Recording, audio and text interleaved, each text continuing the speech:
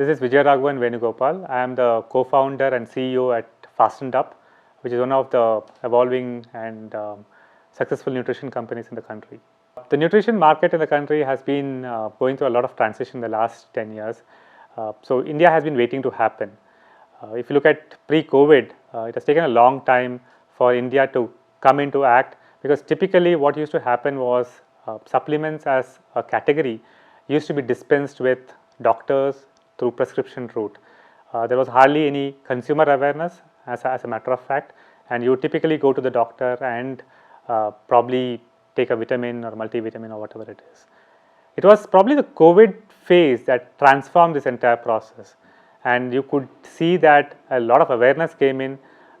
Consumers started talking about supplementation. In fact, families as a whole started looking at nutrition very differently. I mean, it's interesting to note that even the pharma world in a way merged along with a lot of consumer-oriented companies to bring out the best of nutrition. So over a period of time, if you have to say that there was a certain growth of nutrition market, say 10% or 12% before it, during the COVID period, it really translated into almost a 25-30% peak for a lot of companies. Some of the products like vitamin C's, etc., came into a lot of limelight. But during that process, while there was a lot of interest in supplements, while the COVID waned off, there was a lot of residual effect where the use of supplements still remained, and but people got on back to their general way of living. So there is no panic nutrition supplementation, but I think what has happened with COVID is that there is a lot of impact that people are starting to use nutrition in a very constructive way. So that has been the biggest benefit of what has happened in India post COVID. And in terms of the total, the way the market sizes are growing, I think India will soon be more than $10-12 billion just in pure supplementation, nutrition, all put together. So one of the biggest challenges that one faces in the supplement market has always been the quality of supplementation and also the awareness. So there are two different aspects. One is the quality, which is more internal, because you have more companies coming into play, more brands coming into play. So are they all self-regulated? Are they all following similar yardstick to give a quality product into the market? That is something which will remain a challenge, but I think over a period of time that will get self-regulated, even if there are not external regulations which are coming into play, because at the end of the day the consumer will want the best.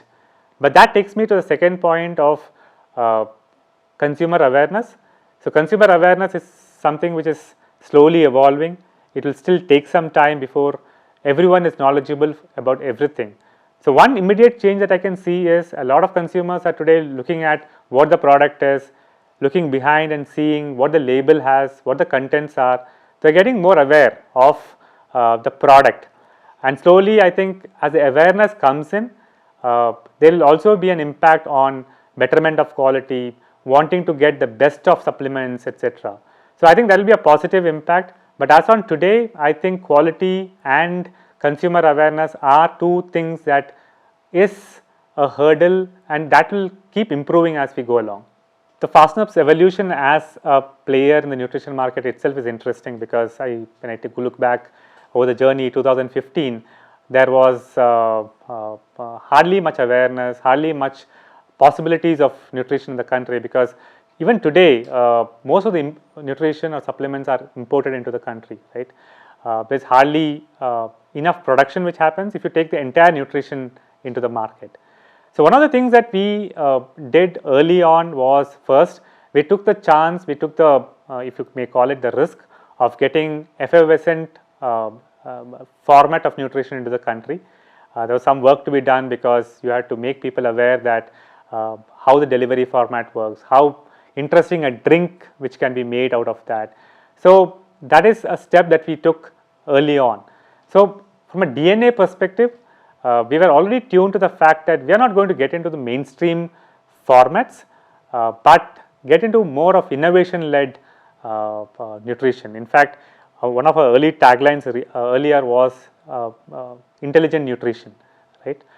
So that was all around innovation. We looked at energy gels, which is more applicable in the nutrition, sports nutrition space, where energy gels was something that we introduced in the country first time. But as we progress, I think as any company would do, any brand would do, one needs to look at innovation and do more and more things out of that.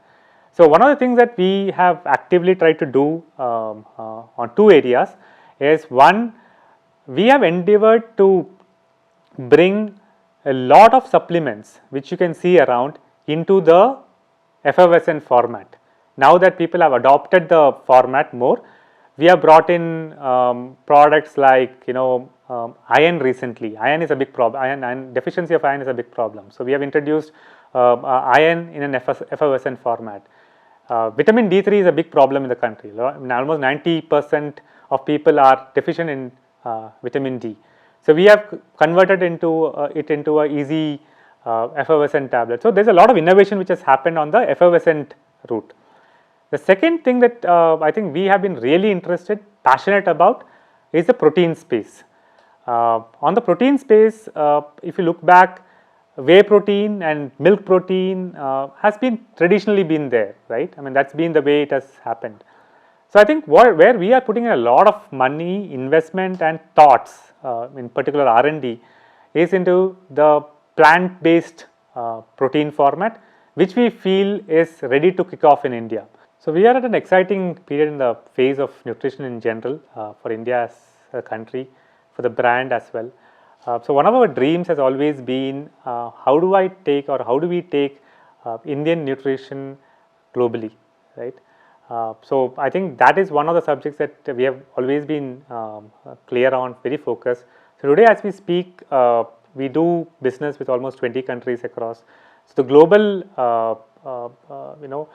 transgression would still continue. We would like to build India as a strong nutrition provider to the rest of the world. So I think that is in process. We are already present in some of the main countries, even in a business to consumer format like UK, US, Italy, Switzerland, where we are present as a brand out there.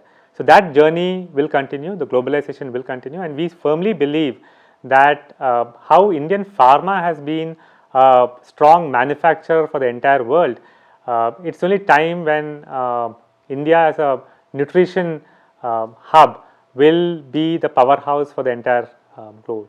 So that is one of the things that we are very much keen on. The second aspect that we are trying to look at is how do we increase the range of offerings that we have. So we have one is we had Fast&Up as a brand product which was looking at more of active individuals. We are also trying to build a house of brands where we have something which is around women's nutrition in the form of Chic Nutrix. Then we also have a foray into food products like instant protein soups, masala oats, etc., taking the goodness of our own brand, our own heritage, along with what the market can offer. So that is something that we are venturing into. So you will see more of a well-rounded organization that we have tried to build.